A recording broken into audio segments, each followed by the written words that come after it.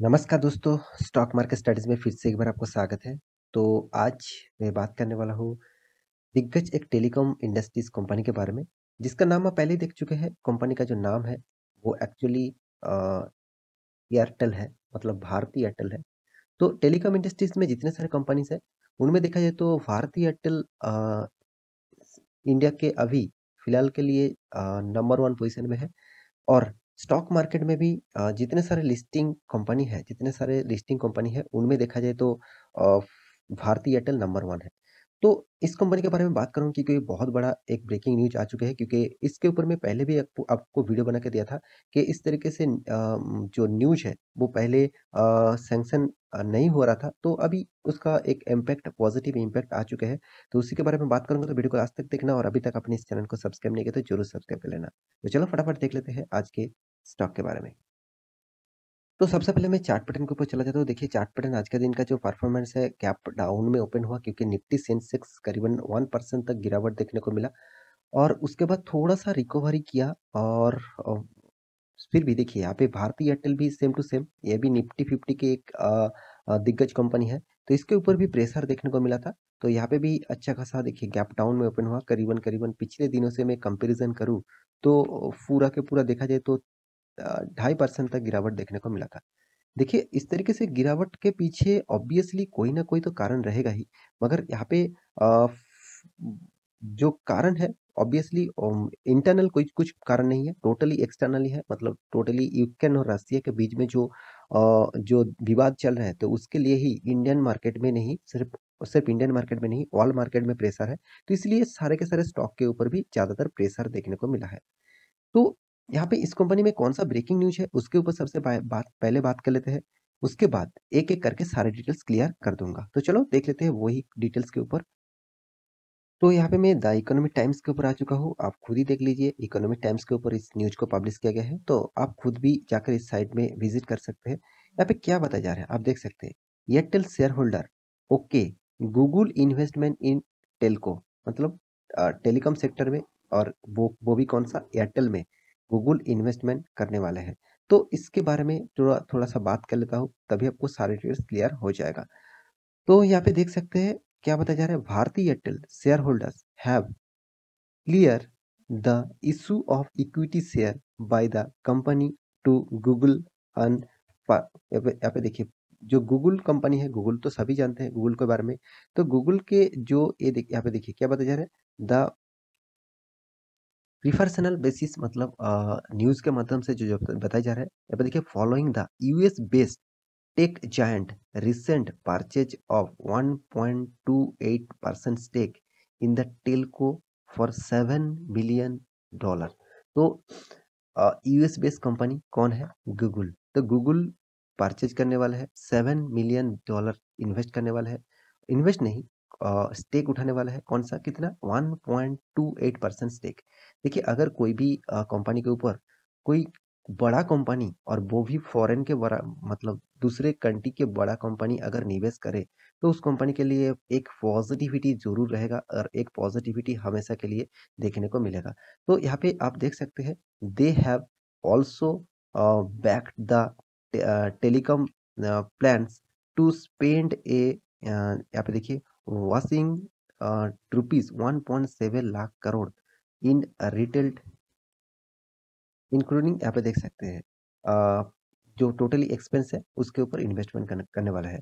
और वो भी देखिए, including opex and via joint venture and Indus tower and subsidiaries. तो इतने सारे डिपार्टमेंट के ऊपर, यहाँ पे कंपनी के ऊपर इन्वेस्ट करने वाला है। और ऑब्वियसली ये जो न्यूज़ है मुझे ऑब्वियसली पॉजिटिव लगा, क्योंकि गूगल जैसे कंपनी यहाँ पे इन्वेस्ट करने वाले हैं, तो ये सबसे बड़ी बात होती है एक कंपनी के लिए, कोई भी कंपनी के लिए ऑब्वियसली सबसे बड़ी बात होता है।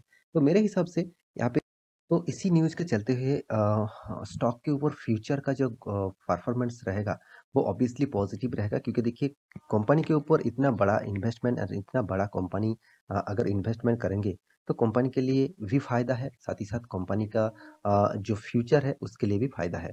तो मेरे हिसाब से भारती एयरटेल इंडिया का नंबर वन कंपनी है, इसमें तो कुछ गुंजाइश नहीं है। और जितना टाइम तक, मतलब जब तक टेलीकॉम इंडस्ट्रीज में दूसरा जायंट कंपनी जियो, मतलब रिलायंस इंडस्ट्रीज का जियो कंपनी जब तक लिस्टिंग नहीं होते तो तब तक इस कंपनी के ऊपर अच्छा खासा ऑब्वियसली आपको फायदा देखने को मिलेगा। तो देखिए टेलीकॉम सेक्टर में जो भारती एयरटेल है उसका जो परफॉर्मेंस है उसके बारे में बात करूँ तो एक कोई छोटा मोटा कंपनी नहीं है। 3,86,000 करोड़ से भी ज़्यादा इसका मार्केट कैपिटलाइजेशन है। और साथ ही साथ कंपनी का जो परफॉर्मेंस है वो भी आप देख लीजिए। कंपनी का रिटर्न ऑफ कैपिटल एम्प्लॉयड और रिटर्न ऑफ इक्विटी दोनों देखा जाए तो रिटर्न ऑफ इक्विटी 22% नेगेटिव में है। रिटर्न ऑफ कैपिटल एम्प्लॉयड 12% से ज़्यादा है। तो यहाँ पे कंपनी का फेस वैल्यू 5 रुपया है, मतलब कंपनी एक बार स्प्लिट भी कर चुके हैं। तो अभी फिलहाल जो करंट कंपनी का प्राइस है वो 680 है, मतलब कंपनी जो हाई किया था और जो लो किया था उसके बीच में ही अभी परफॉर्मेंस कर रहा है मेरे हिसाब से। अब अभी बीच में परफॉर्मेंस देखने को मिल रहा है। तो कंपनी का जो टोटल जो कर्जा है वो 1,80,000 करोड़ से भी ज़्यादा इसका कर्जा है। मतलब डेप्थ ऑफ इक्विटी 3% से भी ज़्यादा है। हाँ, एक चीज़ कंपनी के ऑब्वियसली नेगेटिविटी है। कंपनी का एनुअली इनकम फिलहाल के लिए 15,000 करोड़ लॉस है। इस लॉस का कारण क्या है? ऑब्वियसली कारण जरूर होगा। कारण अभी मैं आपको दिखा देता हूँ। फ्री कैश फ्लो, हाथ में जो कैश है वो करीबन 21,000 करोड़ से भी ज़्यादा कंपनी के हाथ में कैश है। तो ऑब्वियसली ज़्यादातर पॉजिटिविटी है और कुछ चीज़ नेगेटिविटी भी देखने को मिला। तो यहाँ पे देखिए जो कंपनी इंडिया के जितने सारे टेलीकॉम इंडस्ट्रीज है उनमें नंबर वन पोजीशन में है। और साथ ही साथ कंपनी, आप एक चीज आप और भी देख लीजिए, यहाँ पे आप देख सकते हैं कंपनी तो प्रॉफिट किया, ऑब्वियसली इस क्वार्टर में प्रॉफिट किया 830 करोड़, मतलब उतना ज्यादा भी प्रॉफिट नहीं किया। जो पिछले क्वार्टर में बहुत शानदार प्रॉफिट किया था 1134 करोड़। तो इतना शानदार यहाँ पे प्रॉफिट कंपनी ने किया था। तो मेरे हिसाब से अच्छा खासा यहाँ पे कंपनी ने प्रॉफिट किया। और पिछले साल में तो कंपनी ने सॉरी पिछले क्वार्टर में तो कंपनी ने अच्छा खासा प्रॉफिट किया था। मगर फर्स्ट क्वार्टर में कंपनी बहुत कम प्रॉफिट किया था, मात्र 28 करोड़ का। तो इसका कारण क्या है आप खुद ही देख लीजिए। साल भर की बात करूं तो आप खुद आपको पता चल जाएगा। देखिए हर साल में कंपनी ने तो अच्छा खासा प्रॉफिट किया था, मगर 2020 के बाद कंपनी हर साल में लॉस करते आया है। देखिए 2 ही सालों में कंपनी ने लॉस किया। यहाँ पे 32,000 करोड़ का लॉस हुआ, यहाँ पे 15,000 करोड़ का लॉस हुआ। इसका कारण क्या है आप खुद ही देख लीजिए। कारण है कंपनी का कर्जा। इतना ज्यादा कंपनी कर्जा लेके रखा है, इसके लिए कंपनी का जो इंटरेस्ट है उसको ज्यादा पे कर इंटरेस्ट ज्यादा पे करना पड़ रहा है। पहले तो देखिए 1000 2000 4000 इस तरीके से कुछ कर्जा का जो इंटरेस्ट है उसको पे करना पड़ता था। अभी वो 15-16 हजार करोड़ से भी ज्यादा इंटरेस्ट पे करना पड़ रहा है। तो अगर देखिए कंपनी का सेल शानदार हो चुके हैं, मानता हूँ जबरदस्त सेल, आप खुद ही देख लीजिए।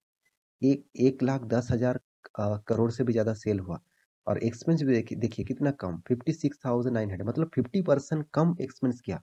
तो फिर भी कंपनी क्यों लॉस में रन कर रहा है? इसका जो मेन रीजन है वो है कंपनी का कर्जा। इतना ज्यादा कर्जा कंपनी को पे करना पड़ रहा है। साथ ही साथ इतना ज़्यादा टैक्सेस पे करना पड़ रहा है। तो सारे के सारे कुल मिलाकर जो कंपनी के हाथ में आया वो 15,000 करोड़ का लॉस। देखिए मैं सिर्फ आपको इसीलिए इस डेटा को दिखा रहा हूँ। देखिए कोई भी कंपनी में अगर आप निवेश कर रहे हैं तो उसका सारे इन्वेस्टिगेशन आपको करना चाहिए। देखिए आप सारे डेटा आपको फॉलो नहीं करेंगे और इन्वेस्ट कर देंगे तो आपके लिए थोड़ा सा प्रेशर तो जरूर रहेंगे ही रहेंगे। तो इसीलिए मैं इस कंपनी के ऊपर ऑब्वियसली यही बात कहूंगा। कंपनी का परफॉर्मेंस ऑब्वियसली अच्छा खासा है, मगर थोड़ा सा कोई करेक्शन यहाँ पे देखने को मिला। कंपनी आपको 10 साल में 8% तक रिटर्न दिया, 5 साल में 16%, 3 साल में 35% और 1 साल में 26%। तो कंपनी अच्छा खासा आपको रिटर्न भी दिया। साथ ही साथ देखिए इन्वेस्टर जो है, इन्वेस्टर के बारे में बात करूँ तो आप खुद ही देख लीजिए। एफआईएस, डीएस जबरदस्त माल उठा के रखा। इसका कारण आप समझ लीजिए। एफआईएस और डीएस ने इतना ज्यादा माल उठा के रखा, पब्लिक ने तो मात्र 5% होल्डिंग रखा और प्रोमोटर के पास 55.93% होल्डिंग है। ओवरऑल सबके पास हिस्सेदारी है। तो इस कंपनी के ऊपर आपको जरूर बने रहना होगा, और वो भी लॉन्ग टर्म के लिए। क्योंकि देखिए आपको long term chart pattern open कर दूं तो आपको कितना शानदार एक साइड बेसिस पैटर्न देखने को मिला था। उसके बाद देखिए फिर से एक ब्रेक किया और उसके बाद फिर से एक तेजी आपको देखने को मिला। तो मेरे हिसाब से इस कंपनी के ऊपर आप निवेश करके रखते हैं तो ऑब्वियसली होल्ड कर सकते हैं। क्योंकि टेलीकॉम जायंट जितने सारे कंपनी है अभी तक देखा जाए Bharti Airtel number one position में है और इसका कस्टमर बेस भी ज़्यादा है। तो इस कंपनी के ऊपर आपको फोकस जरूर होना चाहिए। तो आशा करता हूँ सारी जानकारी आपको मिल चुका है। तो मेरे वीडियो अच्छा लगे तो लाइक करना, दोस्तों के साथ शेयर करना और चैनल को सब्सक्राइब भी करना। मिलते हैं नेक्स्ट टॉक लेके, तब तक ले अच्छे से रहिए, अपने ख्याल रखिए, बाय बाय।